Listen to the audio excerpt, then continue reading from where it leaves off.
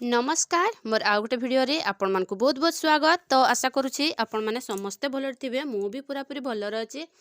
ताले एटे देखि पारुथिबे हमर गाँ कल्याण समितिर बैठकर विवरणटा मु नै कि आसी। हमर जणे दीदी मते बहुत कमेंट करथिले, तो फाइनली मु भिडियोटा नै कि आसिली। तो भिडियोटा स्टार्ट करबा आगरु मोर आपण मानकु रिक्वेस्ट, जदि आपण माने मो चैनल रे फर्स्ट टाइम आछंती ताले मो चैनल को निहाती सब्सक्राइब कर देबे, बेल आइकन को जाकी देबे।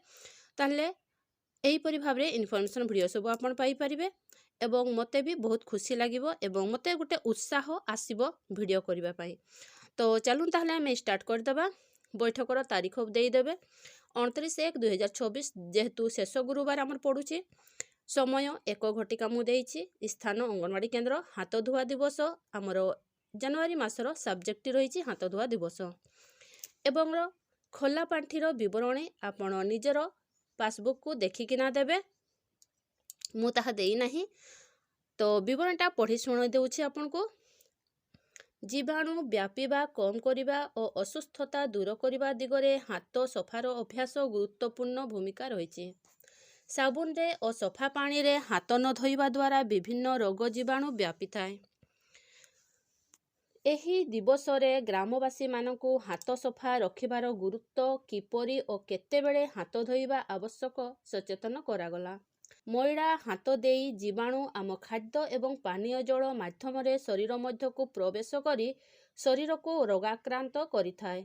हाथ सफा द्वारा डायरिया एवं श्वासनली संक्रमण को प्रतिरोध करा जाई परिबो एवं आखि और चर्म संक्रमण को रोकिबारे मध्य एहा सहाय्य करिथाए।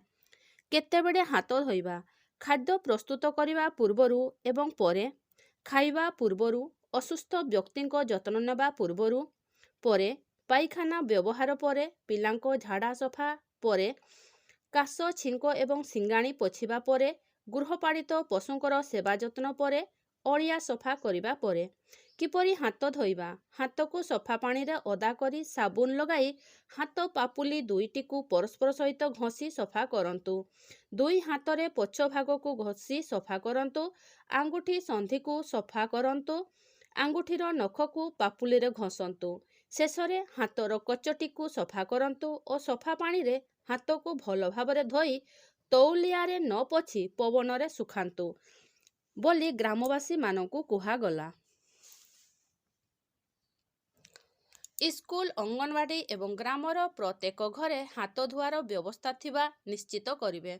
सठिक समय रे साबुन रे हाथ धोइबार अभ्यास दिगरे गोष्ठीर व्यवहार परिवर्तन करिवे। स्वच्छता चंपियन सृष्टि करिवे जो माने हाथ सफा विषय रे गोष्ठी रे अन्य मानकु शिक्षा देबे। गाँ कल्याणर समितिर मेंबर माने ग्रामर प्रत्येक घरर हाथ धोइबा पाई निर्दिष्ट थिबा स्थानर तालिका प्रस्तुत करिबा पाई दायित्व देबे।